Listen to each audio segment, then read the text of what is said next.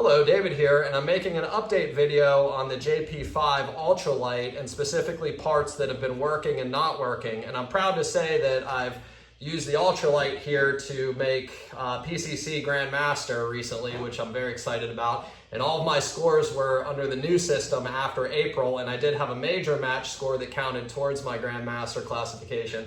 So this bad boy here helped me make Grandmaster, so I'm excited about that. I'm working on my major performances now. I just shot Area 5 and I'm going to IPSC Nationals next week actually. Regardless, the JP5, I want to talk about a couple updates. First thing, anybody who's been watching my videos, I have figured out that the Ultralight with 147 grain zeroed ammunition, the 80-degree locker is a no-go. And I'm going to play a video, unfortunately.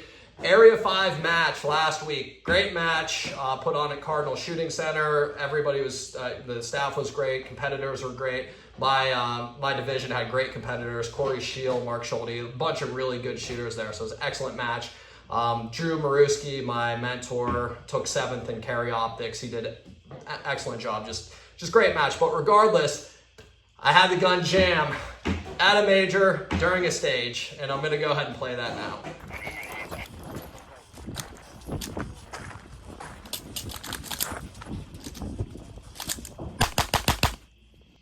So as you can see, that jam cost me about 8 seconds. And I am going to say one thing about that jam. I took all that negative energy, and the next 2 stages, the next stage I shot, I took 3rd place in PCC. And then the stage after that, with all that negative energy that I harnessed, I actually had a stage win. So that was really cool that I was able to get over that. And 2 stages later, had a stage win for PCC.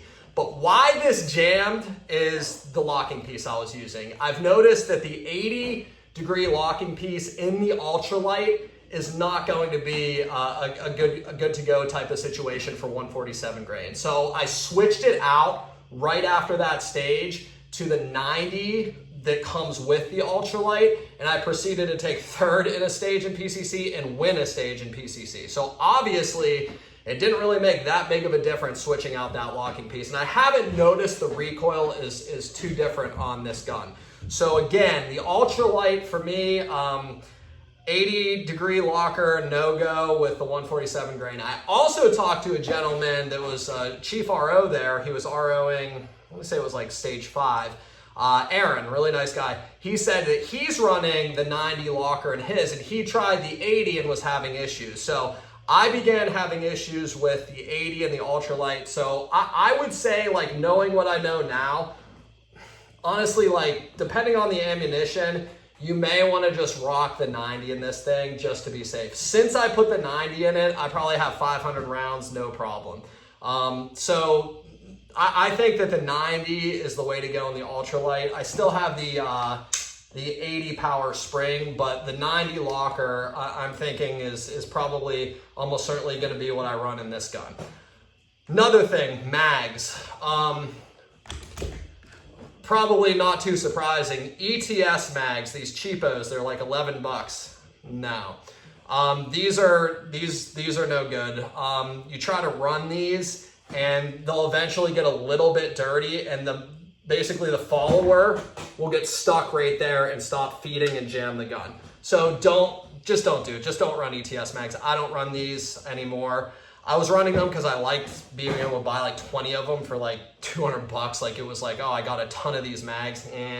They're no-goes. And I talked to other competitors that said that, go figure, you know, the $11 mag and the $3,000 gun doesn't work. Yeah. Probably should have known better. So ETS mags, don't do it with your JP5, your Ultralight, or any JP5 for that matter. No go. Glock mags, like the extended Glock mags with the extenders, seem to be fine. I have a couple of those. I really like the MBX metal magazines with the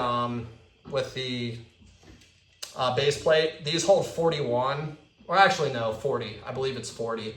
And I've been running these and they work great. What I do is I clean them like in between matches. So I'll just take the bottom off there and I'll run like, basically I use a rod for cleaning the barrel, and I run like, I'll spray some some of this rem oil crap in, and then I'll brush them out with I have a bunch of brushes with toothbrush, brush in the inside, and then I run a paper towel through them a couple times, and then they're like basically good to go for, I don't know, probably like 1,000 rounds. So these are great, these MBXs. They're expensive, but they're worth it. So I like the MBXs, also the Glock mags.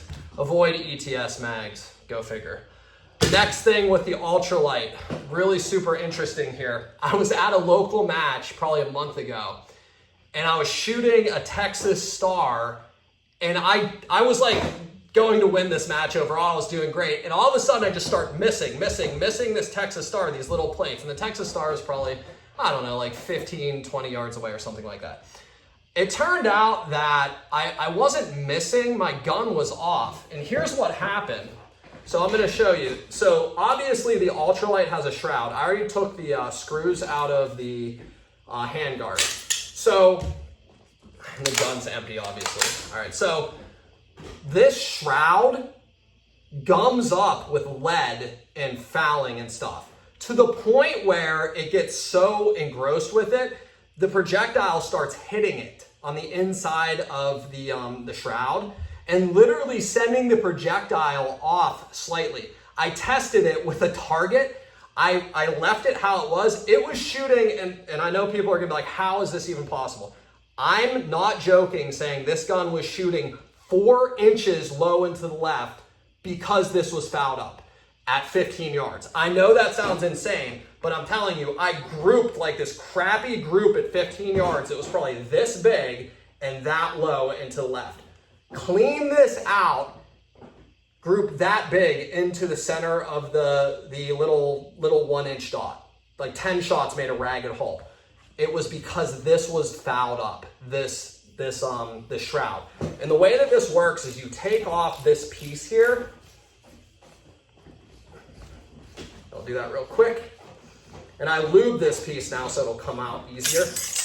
Okay, and you see how that just fell out? That's like one of the pieces there. And then this piece comes out, and you can kind of see how it's already fouling up. And then inside of here fouls up more than you could ever imagine. Like if you don't clean this, it will foul up to the point where it will, I'm not joking, affect where the bullet's landing. JP says you're supposed to clean out the shroud every 5,000 rounds. My experience, I do it about every 3,000.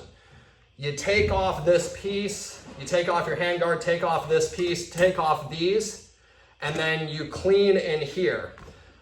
I haven't found a great way of doing it. To be completely frank, what I do is I use picks and things. Like I was using this pick here and kind of like chipping away. You chip all that lead out and you get all that lead out of the shroud. All right, so that shroud literally leads up throughout the whole thing. You can kind of see it's kind of leading up already. And this was less than probably 500-600 rounds because I just cleaned it before A5 last week. So yeah, and you can see, I'll kind of see you see what I'm talking about? It's already letting up and it only has about 500-600 rounds through it. You see that? So that's what I'm talking about. You shoot 3,000 rounds, you take these pieces off, and this is a solid, it looks like it's solid because the lead eats into there. And I've done it with Blazer, like the full metal jacket, or the polymer coated, doesn't matter. It fouls up in here. So be really cognizant of that. If you have the ultralight, I'm telling you, take this handguard off and check this. You will be surprised what you will find if you shot this gun a lot and never cleaned the inside of this thing. So like I said, if you go on JP5 stuff, like their literature says to do it every 5,000 rounds. So shrouded barrels, apparently you have to maintenance those to the point where it's kind of annoying, I'm not gonna lie. Like I've cleaned out this shroud like 6 or 7 times and it is a royal pain in the rear end, but it is absolutely necessary because it will foul so badly. I'm telling you, it will start actually like hitting the projectile and sending the projectile off, and it's crazy how much. Like, I know it sounds like, how the heck is it possible that just this getting like lead in it and hitting the bullet a tiny bit could send it off 4 inches at 15 yards? I'm telling you, it does. Like I've done it more than once, and then like, oh wow, the gun's shooting off, because I do bill drills with this at like 35, 40 yards sometimes, or I'll shoot steel at 50 yards. I know when it starts fouling up because it'll start sending rounds like slightly off, and then eventually they'll be really off. So again, hopefully I can save you a little bit of headache knowing like, hey, you got to get in there and clean this out occasionally, that barrel shroud part. So that was the other thing. So we went through the locking piece. I think the 90 honestly is just like the way I'm going to run from now on. The mags, the MBX is good to go. The Glock mag's good to go. ETS, not good to go. Go figure. The locker, and then clean that shroud. I'm serious about that, and it's a pain, but it's an absolute necessary evil to do that. So yeah, so that's my little JP5 update, my ultralight update. I love this thing.